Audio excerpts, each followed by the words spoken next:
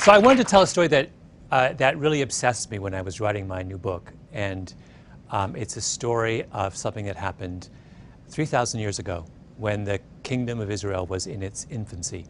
And it takes place in an area called the Shephelah in what is now Israel. And the reason the story obsessed me is that I thought I understood it, and then I went back over it and I realized that I didn't understand it at all. Ancient Palestine had along its eastern border, there's a mountain range, still same is true of Israel today, and in the mountain range are all of the ancient cities of that region. So Jerusalem, Bethlehem, Hebron. And then there's a coastal plain right along the Mediterranean where Tel Aviv is now.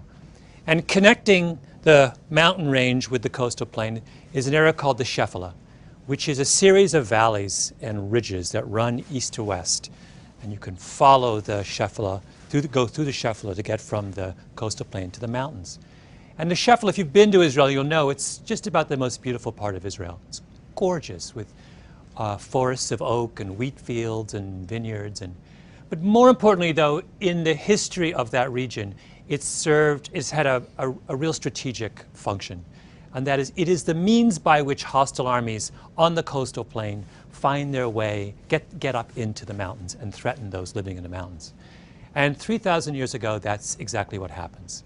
The Philistines, who are the biggest of enemies of the kingdom of Israel, are living in the coastal plain. They're originally from Crete. They're a seafaring people. And they may start to make their way through one of the valleys of the Shephelah up into the mountains, because what they want to do is occupy the highland area right by Bethlehem and split the kingdom of Israel in two. And the kingdom of Israel, which is headed by King Saul, obviously catches wind of this, and Saul brings his army down from the mountains, and he confronts the Philistines in the valley of Elah, one of the most beautiful of the valleys of the Shephelah. And the Israelites dig in along the northern ridge, and the Philistines dig in along the southern ridge, and the two armies just sit there for weeks and stare at each other because they're deadlocked. Neither can attack the other, because to attack the other side, you've got to come down the mountain into the valley and then up the other side, and you're completely exposed. So finally, to break the deadlock, the Philistines send their mightiest warrior down into the valley floor, and he calls out and he says to the Israelites, "Send your mightiest warrior down and we'll have this out, just the two of us." This was a tradition in ancient warfare called single combat. It was a way of settling disputes without incurring the bloodshed of a major battle. And the Philistine who's sent down, their mighty warrior, is a giant. He's 6'9". He's outfitted head to toe in this glittering bronze armor. And he's got a sword, and he's got a javelin, and he's got a spear. He is absolutely terrifying. And he's so terrifying that none of the Israelite soldiers want to fight him. It's a death wish, right? There's no way they think they can take him. And finally, the only person who will come forward is this young shepherd boy. And he goes up to Saul and he says, "I'll fight him." And Saul says, "You can't fight him. That's ridiculous. You're this kid. This is this mighty warrior." But the shepherd is adamant. He says, "No, you don't understand. I have been defending my flock against lions and wolves for years. I think I can do it." And Saul has no choice. He's got no one else who's come forward. So he says, "All right." And then he turns to the kid and he says, "But you've got to wear this armor. You can't go as you are." So he tries to give the shepherd his armor, and the shepherd says no. He says, I can't wear this stuff. The biblical verse is, I cannot wear this, for I have not proved it. Meaning, I've never worn armor before. You've got to be crazy. So he reaches down instead on the ground and picks up 5 stones and puts them in his shepherd's bag and starts to walk down the mountainside to meet the giant. And the giant sees this figure approaching and calls out, "Come to me so I can feed your flesh to the birds of the heavens and the beasts of the field," right? He issues this kind of taunt towards this person coming to fight him. And the shepherd draws closer and closer, and the giant sees that he's carrying a staff. That's all he's carrying, right? Instead of a weapon, just this shepherd's staff. And he says, he's insulted. "Am I a dog that you would come to me with sticks?" Right? And the shepherd boy takes one of his stones out of his pocket, puts it in his sling, and whirls it around and lets it fly, and it hits the giant right between the eyes, right here, in his most vulnerable spot. And he falls down either dead or unconscious, and the shepherd boy runs up and takes his sword and cuts off his head. And the Philistines see this, and they turn and they just run. Right? And of course, the name of the giant is Goliath, and the name of the shepherd boy is David. And the reason that story has obsessed me over the course of writing my book is that everything I thought I knew about that story turned out to be wrong. Right? So David in that story is supposed to be the underdog, right? In fact, that term, David and Goliath, has entered our language as a metaphor for improbable victories by some weak party over someone far stronger. Now, why do we call David an underdog? Well, we call him an underdog because he's a kid, little kid, and Goliath is this big, strong giant. We also call him an underdog because Goliath is an experienced warrior, and David is just a shepherd, right? But most importantly, we call him an underdog because all he has is that Goliath is outfitted with all of this modern weaponry, right? This glittering coat of armor and a sword and a javelin and a spear, and all David has is this sling. Well, let's start there with the phrase, all David has is this sling, because that's the first mistake that we make. In ancient warfare, there are three kinds of warriors. There's cavalry, men on horseback and with chariots. There is heavy infantry, which are foot soldiers, armed foot soldiers with swords and shields and some kind of armor. And there is artillery. And artillery are archers, but more importantly, slingers. And a slinger is someone who has a leather pouch with two long cords attached to it. And they put a projectile, either a rock or a lead ball, inside the pouch. And they whirl it around like this. And they let one of the cords go. And the effect is to send the projectile forward towards its target. Right? That's what David has. And it's important to understand that that sling is not a slingshot. It's not this, right? It's not a child's toy. It's, in fact, an incredibly devastating weapon. When David whirls it around like this, he's turning the sling around probably at 6 or 7 revolutions per second. And that means that when the rock is released, it's going forward really fast, probably 35 meters per second. That's substantially faster than baseball thrown by even the finest of baseball pitchers. More than that, the stones in the Valley of Elah were not normal rocks. They were barium sulfate, which are rocks twice the density of normal stones. If you do the calculations on the stopping power of the rock fired from David's sling, it's roughly equal to the stopping power of a 45 millimeter handgun, right? This is an incredibly devastating weapon. Accuracy, we know from historical records that slingers experienced slingers could hit and maim or even kill a target at distances of up to 200 yards. From medieval tapestries, we know that slingers were capable of hitting birds in flight. They're incredibly accurate, right? When David lines up, and he's not 200 yards away from Goliath, he's quite close to Goliath. When he lines up and fires that thing at Goliath, he has every intention and every expectation of being able to hit Goliath at his most vulnerable spot between his eyes.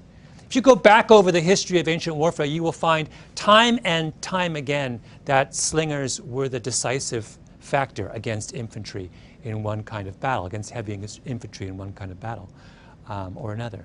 So what's Goliath? He's heavy infantry.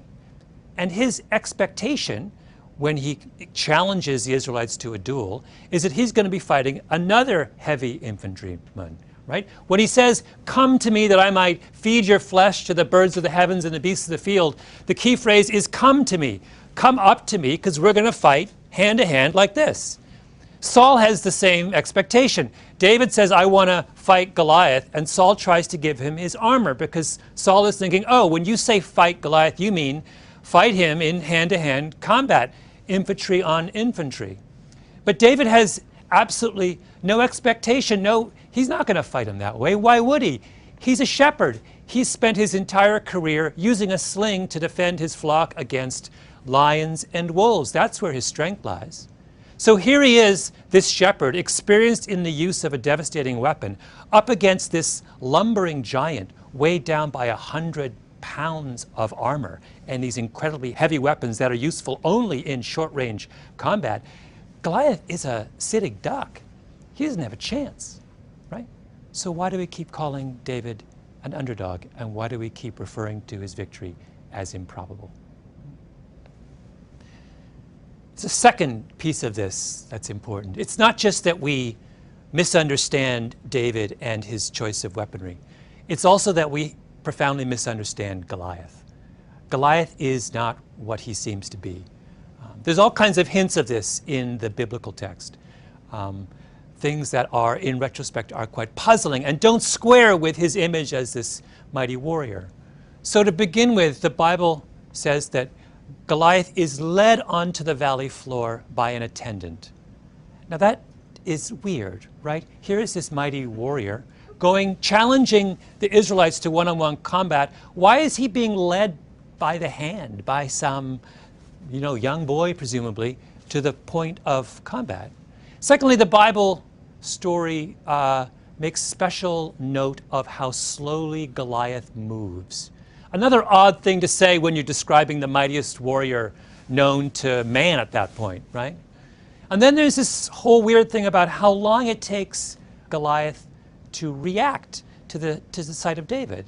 So David's coming down the mountain, and he's clearly not preparing for hand-to-hand combat, right? There's nothing about him that says, I'm about to fight you like this. He's not even carrying a sword. Why does Goliath not react to that? It's as if he's oblivious to what's going on that day. And then there's that strange comment he makes to David. Am I a dog that you should come to me with sticks? Right? Sticks? David only has one stick.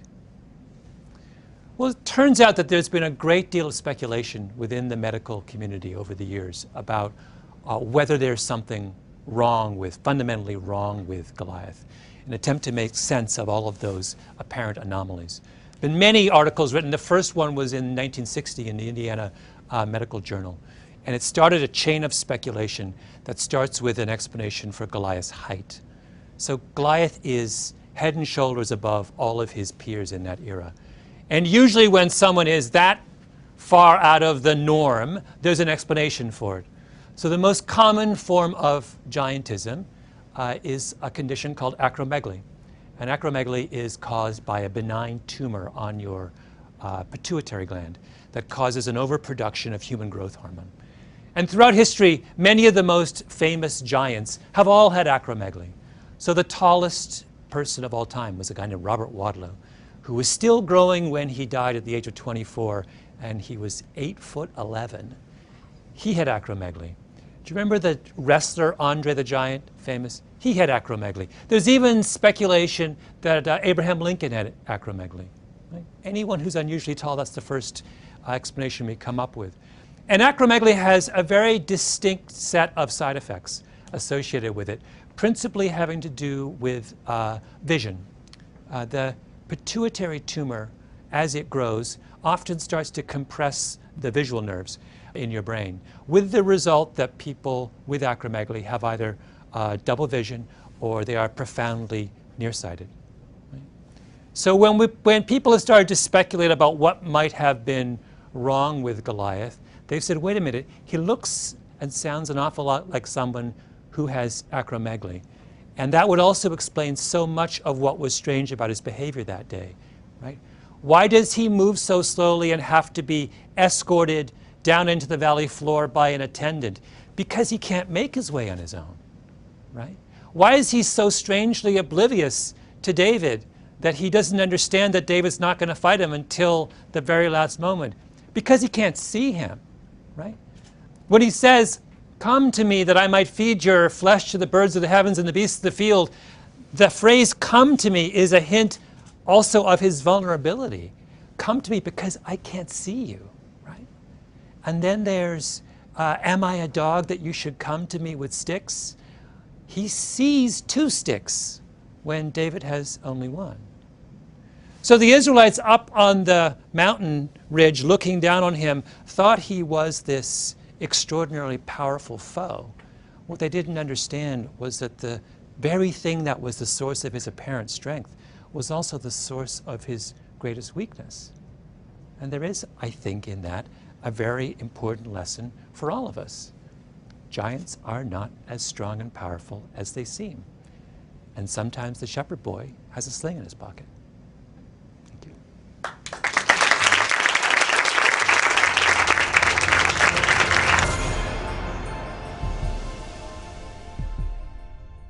Been right in the head, and it was probably being used by the other army and led astray and told stories and this and that, and you know.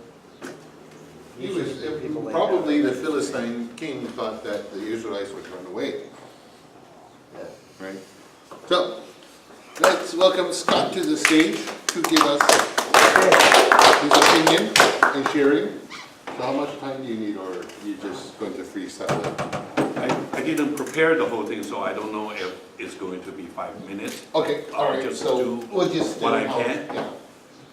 Fellow Toastmaster, honored guest, and as I love this story, and as I think as most of us are pretty familiar with the story, and as I like his analysis both from the medical point of view and from the weapon point of view. However, I wanted to present from another angle. What I really always was look at it, because this verse or this story, I read it almost 40 years ago, 50 years ago. And I believe this is a very different from what we always look at it or being taught spiritually. Spiritually, I will come back in the end of my speech. But let's take a look from the battlefield, and let's take a look from the ringside.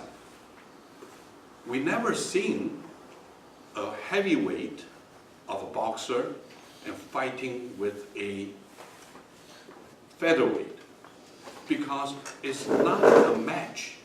One is this, one is that. We never seen in the battlefield someone with a missile and fighting with the foot soldier, because even before you start fighting, the win, lose, the strength is already spelled out. And what we're really looking at here is really was the Goliath. I can only assume maybe the medical analysis had some merit, but it did not spell out. It was speculating. We still have to assume Goliath been fighting internally, externally, other places. He is a fighter, and he is experienced fighter. We have to assume that. And we have to assume David is just an ordinary shepherd boy. They're in very different league. In Goliath's level, that playing field, Goliath is a heavyweight. In David's level, I wanted to introduce this. David is the heavyweight, because he is using the missile fighting with the foot soldier. Goliath wants to bring all the fighter or the opponent to his level. You fight in my rule. David says, no, don't worry about your rule. I have my rule. I have a missile, I have arrow, I have something. I'm not going to do the battle, just fist fight or anything. I'm not working on your plan. I'm working on my plan. This is why when we really look at it from the battlefield point of view, they're not even. But they all feel we should be even. But they're not on the even playing field. This is where we have to really look at it again, away from the skill of a battle, away from the skill of a fight, but now we'll take a look from the spiritual side of it. if we're actually going out and fighting with anything on the street, in our workplace, or whatever, if we don't believe we're actually packed with some special weapon, if we don't believe it, we will be fighting on the devil's or Satan's level. Then he is way bigger than us. But if we're packed with some other weapon, then we don't have to go body hand to hand, fighting. We got a very different skill and weapon and backing that we can really fight against. This is where very early days, as I understand, and as I heard this sermon before, that we have to really look at it, what weapon, what strengths, what other advantages we're packed with. If we don't have that, we'll be afraid and look at that 8'10", go low, whatever, and it will say, sorry, I cannot fight you. But if we look at it the other way around, we're actually bigger than that. Maybe our size is a little smaller, maybe our muscle is a little less, but we're actually packed with way more other more modern, advanced missile or tank or something. Thank you very much. I think that we're all in the right league. So let's pack what we have and go on. Thank you. That's Thank you, Scott. So, David was praying, he's got to get on. well, yeah, of course, Bullseye. he did pray, and he did, but as Scott said before, it was an unfair advantage, but not in the way that we think of it, after speculation, after what. So, I guess it's my turn then. So, following what Scott said, I always believed that David and Goliath, it was an underdog for David because of the size difference, and I always thought that I should treat smaller people with a little bit more respect, or I was told that I shouldn't look down on people. My actions may not have been that way, but that's what I always thought in my head. So, but David has the advantage of his skills and expertise. And usually what I find is most intriguing is usually when we get into a confrontation nowadays, we always try to think of it is how are we on equal levels? How do we equal that guy's power? How do I equal his rhetoric? What do I say to put him down because he's going to say something to put me down? But we have other weapons in our arsenal, right? And we don't take advantage of that.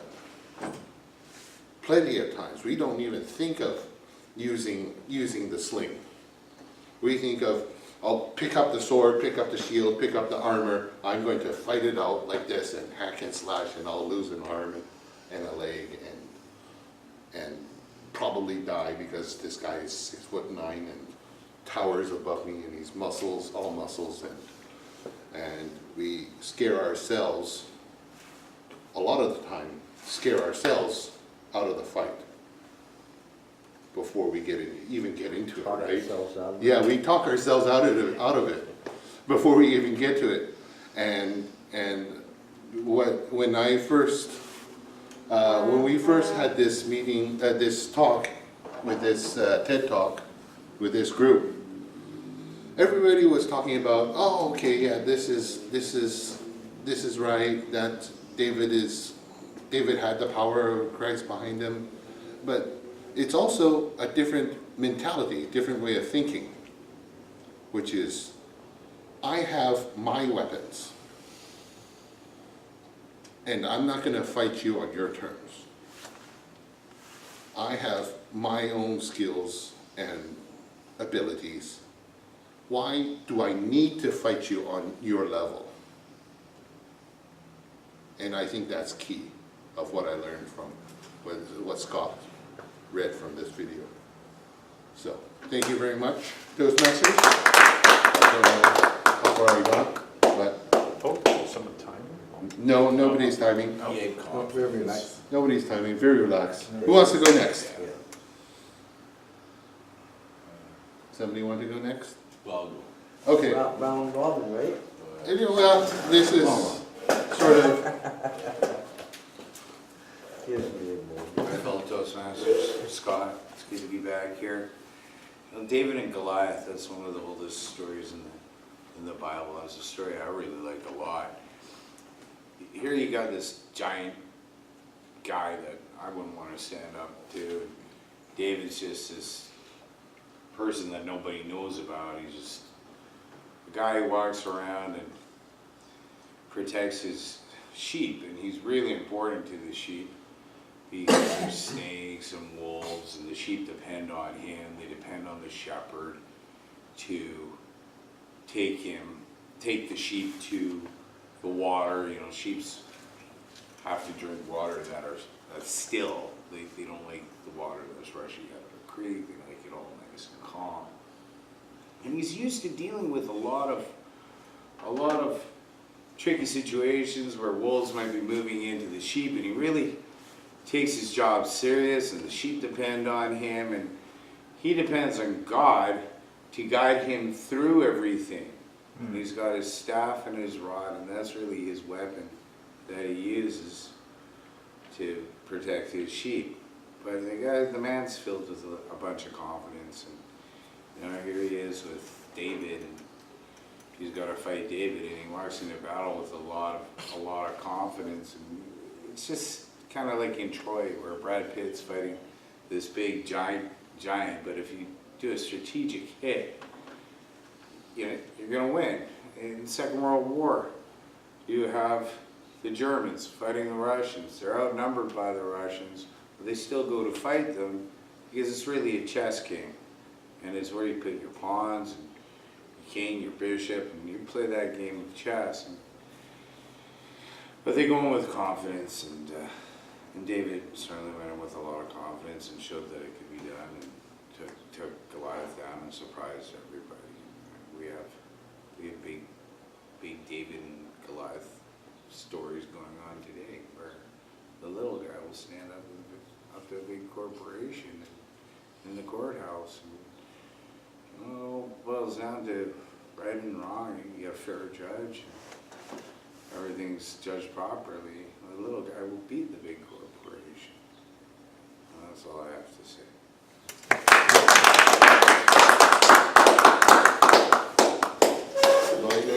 I guess so. I'm just trying Scott, to think remember in the Second World War when Germany invaded fellow Toastmasters and and they all, went in with yes. Panzer tanks against cavalry? I guess there's many things that we could pull out of this story.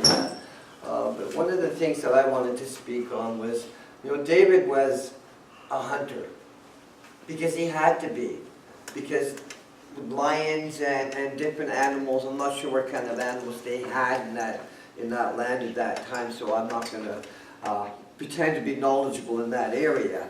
But he would have had to be able to hunt these animals down, because these animals would have been lurking out in the wilderness, right? Waiting to come in. And he would know that, so he would be taking the time to take these animals out before they come and take his sheep.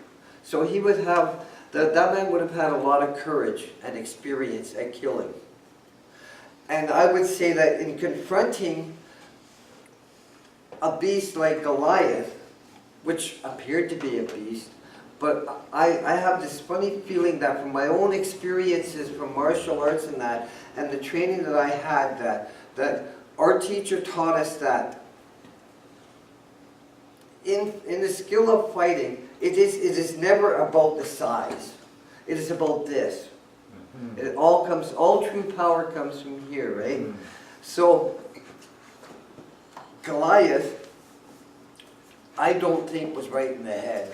I think he was very childlike mentality. I think he was just pushed and tricked and manipulated into being what he was. He was probably psychologically told he's this bruiser guy that nobody's ever going to defeat. So he's walking in with this falsism, thinking that he's unbeatable, when really he's a child in a man's body. He probably didn't even have fighting skills. It's like some of us said, he probably just looked fierce. So I'm saying that a man like King David, with the courage of a lion and a relationship with God and being mindful of God, because I know how powerful I feel, how strong I feel, just being mindful of my Father, knowing that He's with me all the time. Many times out on the streets I ran into people like that, and they tried being scary in that, and I just look at them and I say, really? I mean, come on, right?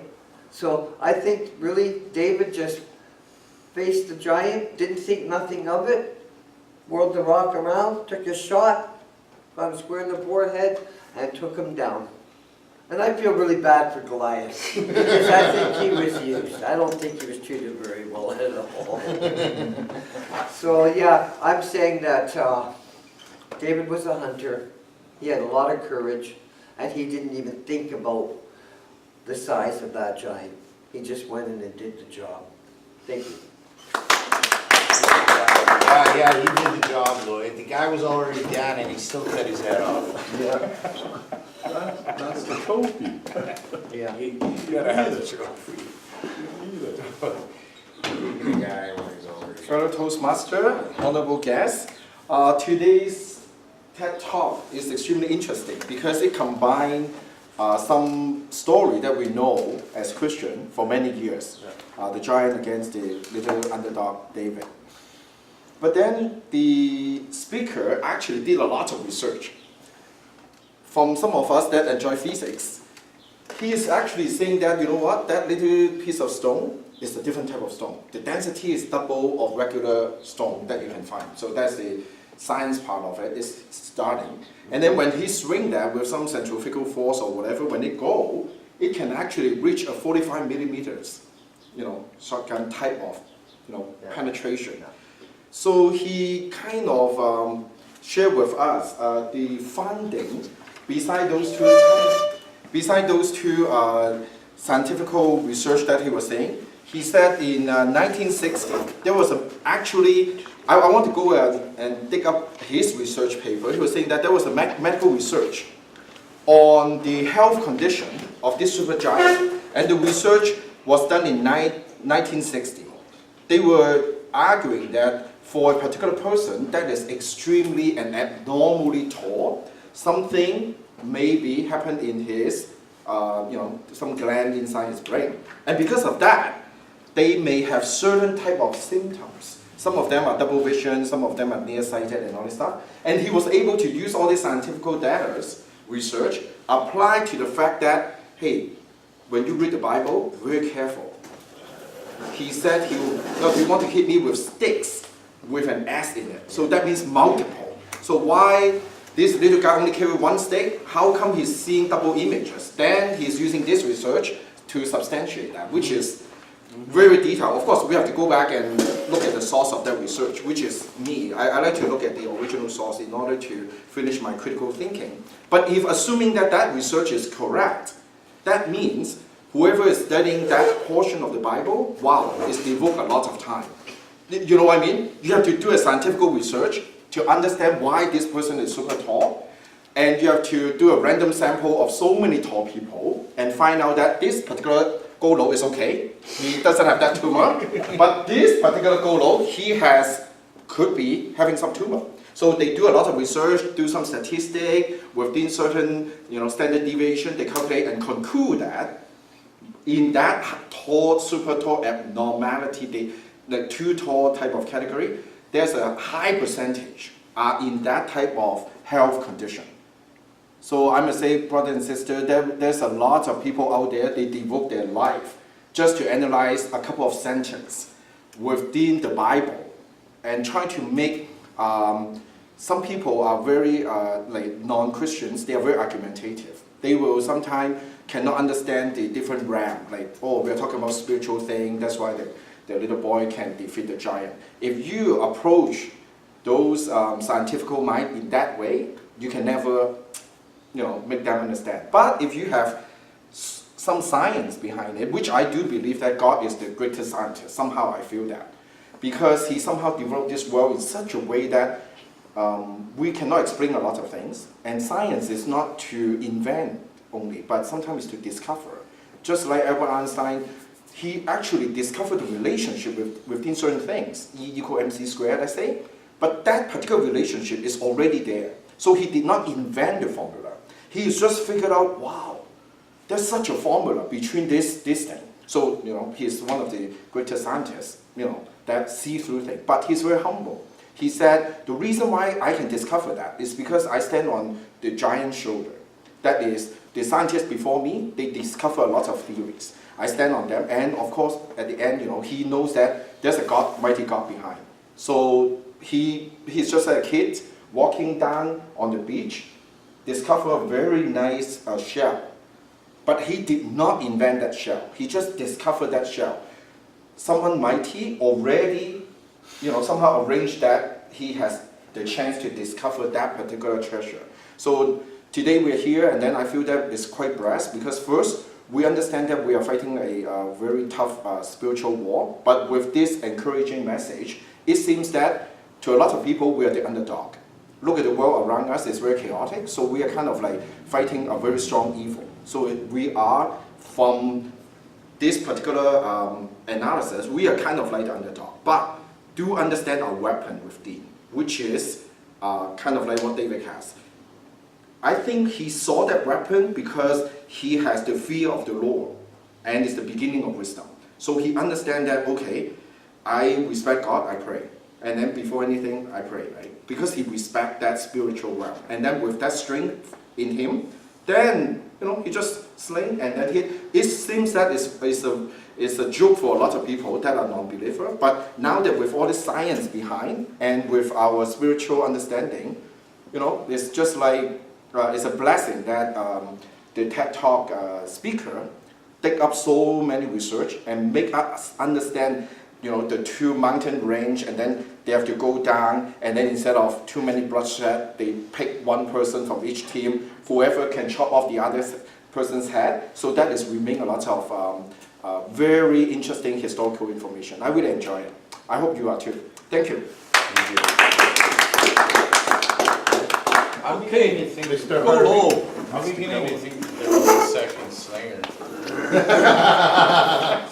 The third shooter from the grassy knoll. The grassy hill. Fellow Toastmaster, honoured guest, who is here somewhere.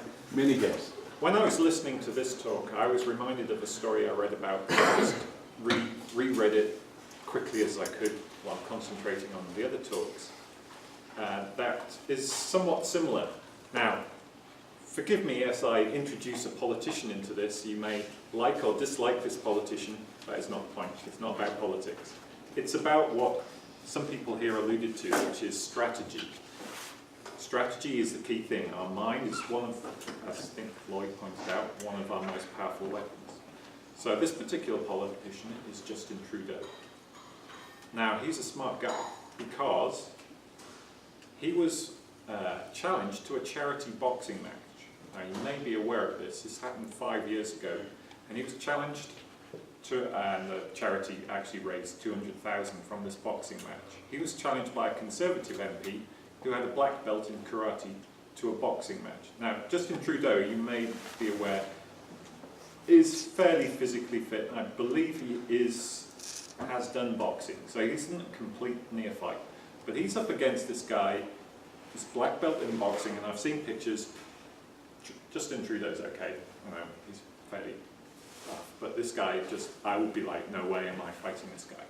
So Justin Trudeau, being smart, needed a strategy. So what he did is he asked a boxing expert to advise him.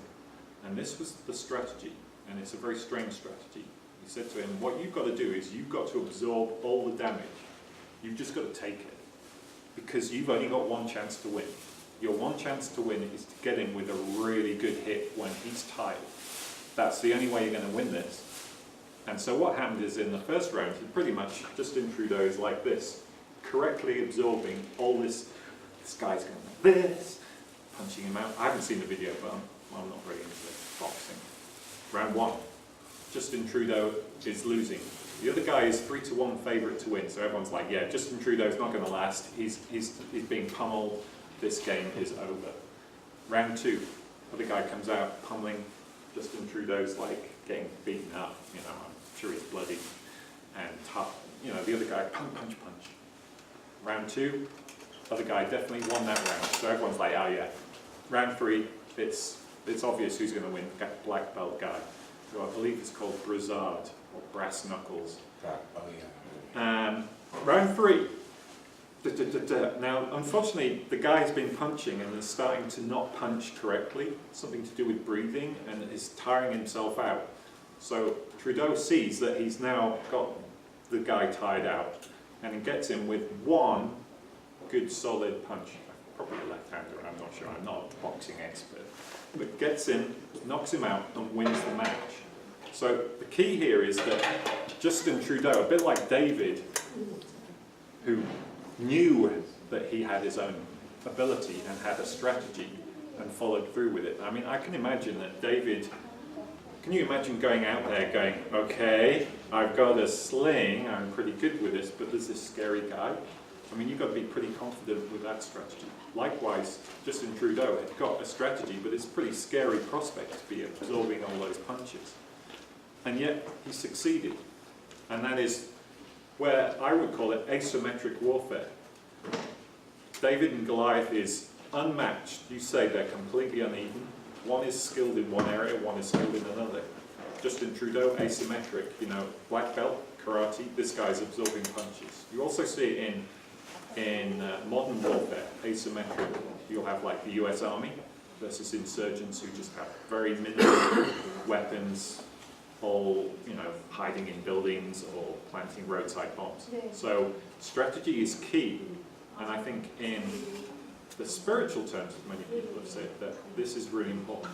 Being confident in that strategy that you've been given, with the weapons you've been given, not looking at the opposition, but trusting your advisors have given you the right strategy. I think that's pretty hard, but I commend Justin Trudeau. I would not have done that. No way. So, yes, as Lloyd said, this is a powerful weapon. We'll let you fight Lloyd. No, I know he knows karate, so I would not fight him either. Thank you very much. Thank you. Thank you. Dennis, how you win your opponent is you tire your opponent out. In You tennis? have them running. That's right. Well, I guess since today's a free-for-all table topic, my question is, have you ever underestimated somebody? Oh, yeah. Okay. Lloyd, you want to come up first? Yeah, you want to hear another little David and Goliath? Yeah, sure. You are the black belt. Oh, not in this one I wasn't. Okay, fellow Toastmasters and honored guests. We're going back quite a few years now to when I was in my teen years. I was probably about 14 years old in Army Cadets. And there's this Army Cadet camp in Vernon, BC. And I had signed up to go to this Army Cadet camp for a 2-week course. And at this course was various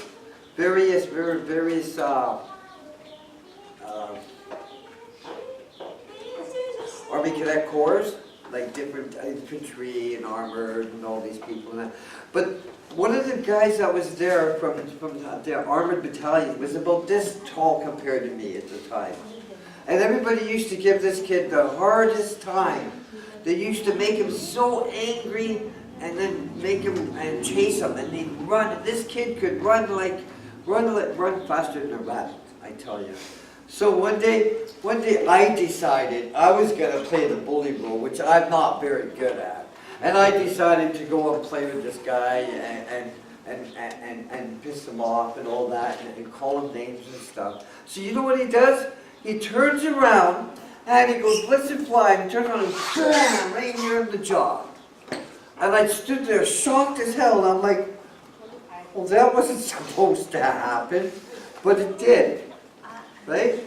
I thought I was the powerful one, and he's supposed to be the timid one, but in the moment, tables turned.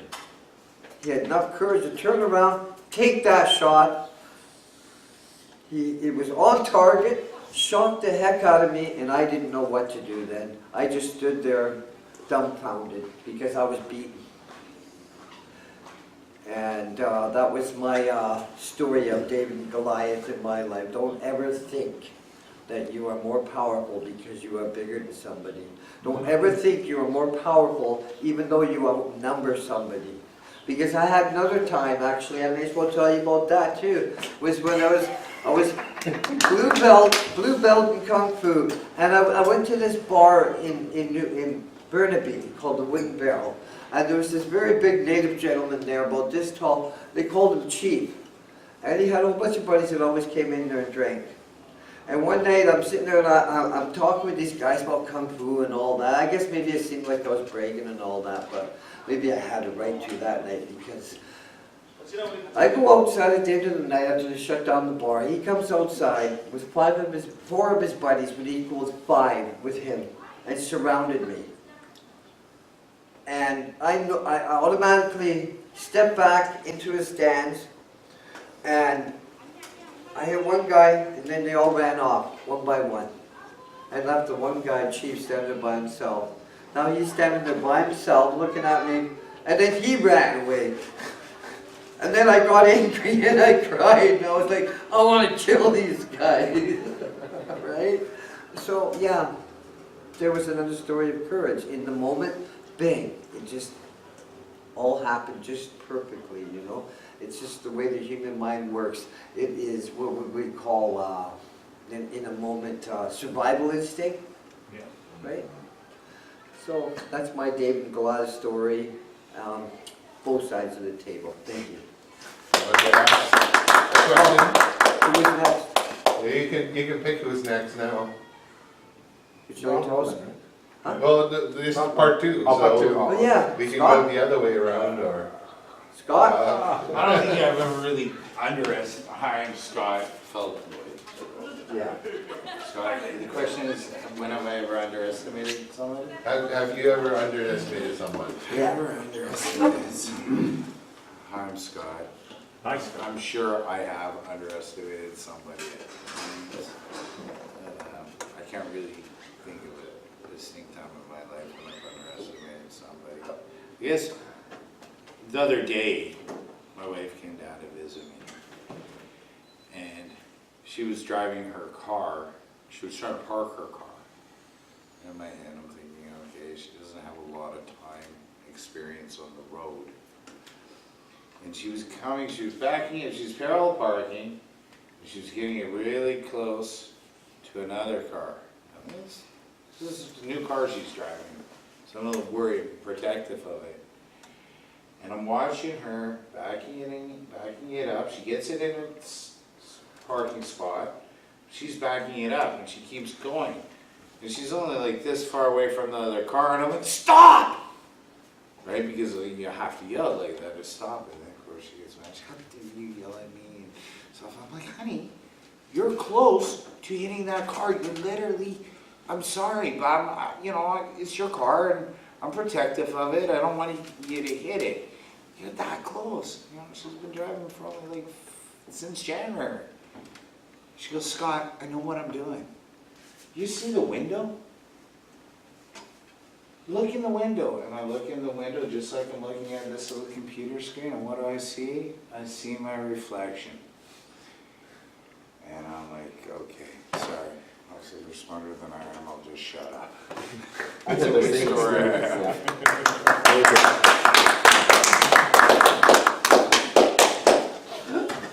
My turn. It's interesting, huh? Yeah. Underestimating people is something I actually do very, very, very, very well. And also very unexpectedly, it happens by habit. So I will take a look at somebody's trying to do something, and I will take over. This is wrong. You shouldn't be doing it this way. You should be doing it this way, and then I go away. When actually what they're doing is actually really, really correct in what they want to do, and especially because they have a specific purpose. But all I've seen is 5 seconds of this. Oh, okay, this is wrong. That's it. Okay, you should do it this way. Blah blah blah blah blah. And then I go away, and in the end, Scott's looking at me. It's like, but I wanted it the other way, to do this other thing. And when I realize, and oftentimes I don't realize what they're planning to do for a long time afterwards. And I look at that and it's like, really? Oh, I did that. Oh no. Oh dear, oh my goodness. And it's been tough because I see, in my view, it's completely wrong. In my view, whatever Scott's trying to do, Lloyd's trying to do, that's not the way to do it. That's not, you shouldn't be doing it that way. And slowly I've been learning that, okay, all right, people have their own reasons for doing things. I've been trying to ask questions, still failing a lot at that. I've been trying to understand a lot more about what the motivation is, because I don't understand a lot of motivation things, why they're doing this, why they're doing that, what makes it doing this way more correct. If I were doing it, if it was my task, I'd probably do it the other way, because that is my process. But Ben has his own process. Harvey has his own process. Lloyd, you have your own process, your own way of doing things. Scott, you build a shelving unit in a certain way, and it's completely different from what I had thought in my head, and I need to learn to accept that, because every individual has their own skills, and I need to slowly learn how to not put my fingers into the pie and say this is wrong and you should remake it, and then leave a whole mess there behind for somebody else to clean up. And that's the big thing. The mess is behind. It's out of mind, out of sight, out of mind. So yeah, I've underestimated people a lot, and I continue to this day. And talking today, I've realized that I still do it, and I still need to learn a lot more about it. So thank you very much. It's okay. We forgive you. Just cut the pieces a little Throw more. the sling. It's a good call, Julie. Yeah, it's all Harvey? Underestimation. Yes. Underestimation. My story. A long time ago, when I worked for a different company in the UK, myself and a few colleagues from the UK went on a business trip to Santa Cruz, California. And on that business trip, a lot of people decided that we should go drive about 3 hours to Lake Tahoe, where there's a ski resort. So everyone piles on the bus, lots of American people were visiting our American partner, or headquarters actually. Lots of Americans on the bus, 3 or 4 British people on the bus. Now, do you think that British people are good at skiing? Do you remember Eddie the Eagle in the Olympics? Oh, I heard of it, how many yeah. people win Olympic golds or any kind of medal from Britain? Maybe Scotland, but British people do not have a reputation for being good skiers, right? So there's 3 Brits, we get there, we hire our skis, I've got mismatched clothing, you know, I did manage to bring a ski jacket, and I was probably wearing jeans, I can't remember. Hired all the equipment.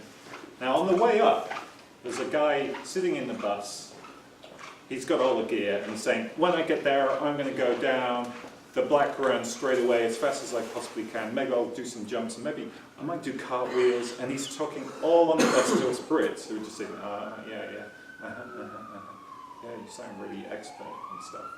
Now, I must point out that I'm a humble guy, so I didn't say British guys on the bus. We're not very renowned to be good skiers.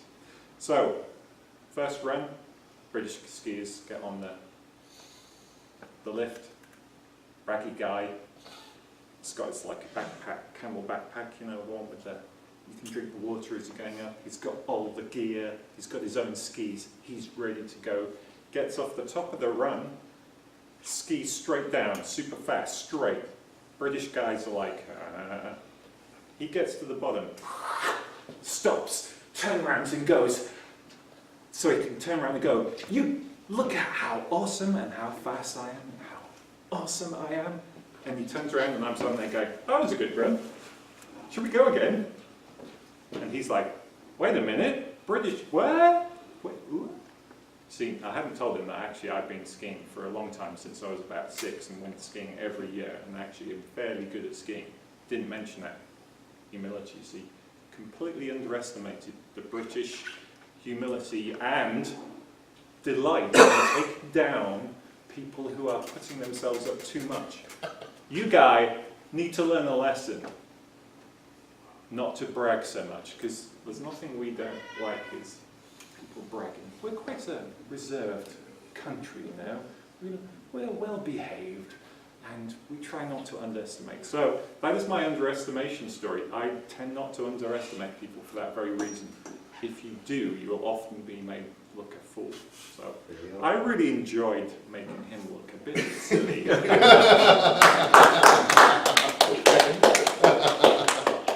Ben, your turn. Okay.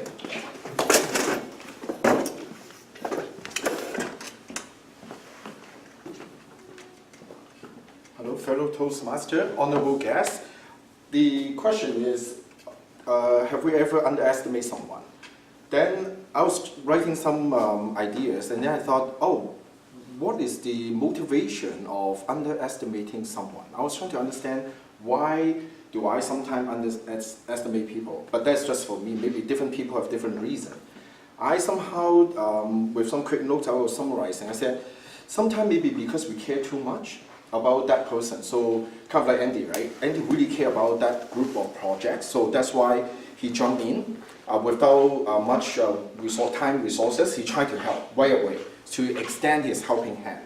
So that sometimes is because you care too much and react too fast. So that's one possibility. The other possibility is, could be somehow you lack the confidence for that particular group or that particular individual for some reason, because of some past experience dealing with that group or that individual, and then you feel that, oh, they won't be able to do it, let me come and help. So you tend to micromanage a little bit.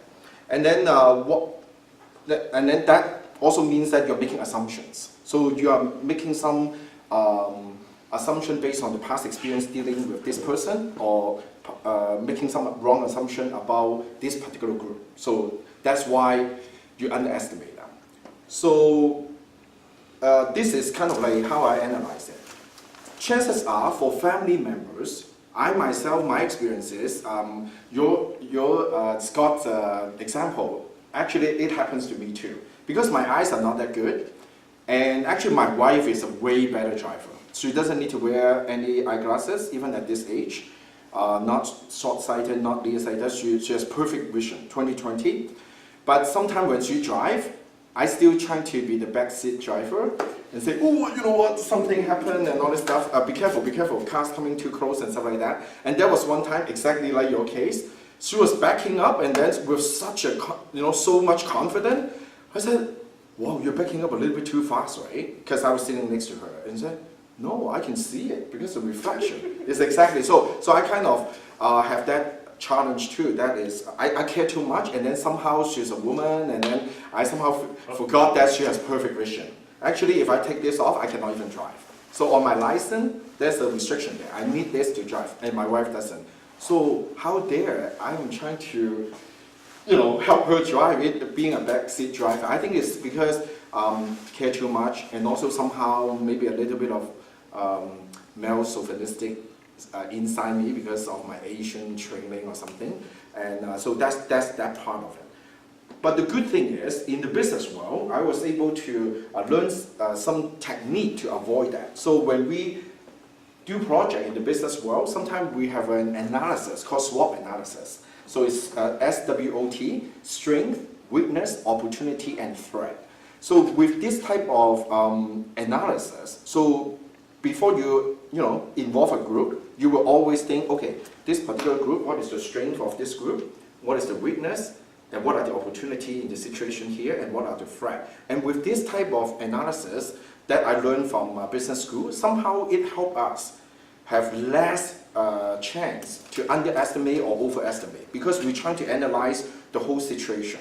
So in this particular case, we were talking about the Bible story, right? So if I'm the giant, the fact that now you're saying the underestimate, right? So we are playing the giant role. So there's a little guy coming in. Applying the family type of concept, I will definitely underestimate him, because that's kind of like, I'm thinking, oh, this is smaller than my son. I can finish him off in 1 second. But applying the business training that I got, I would say, wait a minute, this guy dare engage me. There must be some reason. It doesn't make sense, because the two countries ride on this particular one-on-one match. And he dare come into the ring with me. And I'm obviously much bigger than him. He must have something that I don't know. So that's the strength, weakness, and opportunity, and the threat. The last portion is the threat. That is, there must be something that I don't know, that they know. So I better be careful before I go in. So maybe I have to wear more shield. Like, remember, earlier we were saying there's some armor thing, cover. Maybe that's why some people later on in Greek, they developed the head cover, have a little bit of thing up to all the way here to cover the nose area in here. I think it's because of that story. Because now that they know people use sling and then hit this spot, so they developed that, that head gear for lots of general. Actually in China, it's the same thing. If you look at some ancient artifact of some general, their head actually covered with something covered all the way here. Maybe they have studied that, hey, there's a chance that someone will hit it here. So why don't you improve the gear? You know what I mean? So if the giant actually think about, okay, where's my weak point? So SWOT, right? W is the weak point. Where's my weak point? Oh, maybe this areas, I should cover it too. Just cover everything, Then I will reduce my chance to be underestimating my opponent. Thank you. Ben, when you were talking, and you were talking about underestimating the other guys, just remembering in poker. Yeah. And the other guys speak with confidence. Fellow Toastmaster, honored guest. The subject is, have I underestimated someone? And as I hear everyone else is talking about some instance, some situation, in my case, have I underestimated someone? Sometimes. I said no. I underestimate everyone all the time. I look at everyone today. Probably the only persons I haven't underestimated is Harry, because he hasn't been talking too much. I know Michael. I know Lloyd. I know Golo, I know Andy, Scott, everybody. So I always look at it, oh, I could do this a little differently, a little better. Then once they finish just the talk or anything, then I said, oh, he's actually doing better than I can do. So I don't know what is that, but I keep on underestimate all the time. I say, you know, Ben just start talking. I think I can talk a little differently or use the different words. I could even, not often, but occasionally, yeah, Harvey used this word. I think I can use a $12 word a little differently. I tell you, I only can resort to one thing. That must be just ego. There's absolutely no other reason. I look at it all the time, listen to some speech. Oh, Andy can use this. Estimate it, underestimate whatever Andy can absorb. I'll always look at that. Probably, I would say, the biggest persons I underestimate first is my wife. Because I always think, like Ben said, I know driving better than you. Don't do the backseat driver. Then it proves she's right. Oh, I know business. I can handle that. Don't give me all these business investment or spending tips. That proves in the end, oh, she's right. But to be very honest, I very seldom repented to her. You're right. I may have to do a little more. But just by closing, I'll say probably the biggest person I really underestimate is our God. Very often I underestimate what He can do, and very often I don't want to talk about miracles, but very, very often I say, there's no way, based on my ability, this is how it is going to be, but it turned out it's totally different. Thank you very much. Thank you. All right. So, what do you guys all think of this evening? We're getting to the end of the evening, and this is general assessment time. Well, I have a solution to the people who are finding driving with wives. Are you underestimating them? Now Sue is not here, you can share a car. You don't drive. The Sue doesn't drive. Or Sue doesn't drive. But she can comment. There's nothing wrong with the bus. This is how it works. If you're driving and they're in the co-pilot seat, listen to the phrasing, the co-pilot seat. The responsibility of the person in the co-pilot seat is to look out for threats and opportunities. It's like, did you see the? It's to not make the assumption that you didn't, but say, watch out for the guy, and for the pilot to say, it's okay if you say that. Thank you. That will save us from having an accident. So when we're driving, Sue's often, I'd say, can you look out? What's left? Let me know if it's good to go. And sometimes she'll say, "Oh, did you see it?" And I go, "Yeah, I caught that." And we almost make it into a game. It makes it much more fun. So co-pilot, give them the responsibility of co-pilot. And if you are in the seat, ask, "Can I be co-pilot?" I'll tell you if I see anything that's a threat. But the thing is, as I mentioned, in my particular case, because my eyes are not that good. My wife's eyes are perfect vision. She can always detect and see things miles before me. So I cannot be a co-pilot too. So that's why every time when we are driving long distance, I would rather let her drive because her eyes are so clear, so far ahead. So it's a lot safer. I found my eyes are not that clear, and I think my prescription is gone now. I have to increase it. Yeah, so it's not that good. Yeah. Dear. Even worse. She's the one that should be driving. You can tell that you wish that you were the one that should be driving. No, whenever, like, you can call her and ask her now. Normally I will let her drive, especially long distance. Yeah. Yeah. Because she was born here, brought up here, and then she started driving when she was 16, and she has good eyes, and in fact she's very observant of the environment. For me, I try to observe, but I cannot see that far. Right, so that is the challenge, right? Yeah. That is the challenge, yeah. But good advice though, if I can be a co-pilot, but Yeah. I fail even to be a co-pilot. It's a general. You can be the backseat driver. Yeah, that's right. That's what Jenny said. Habib, please do not be the backseat driver. So you get promoted to be the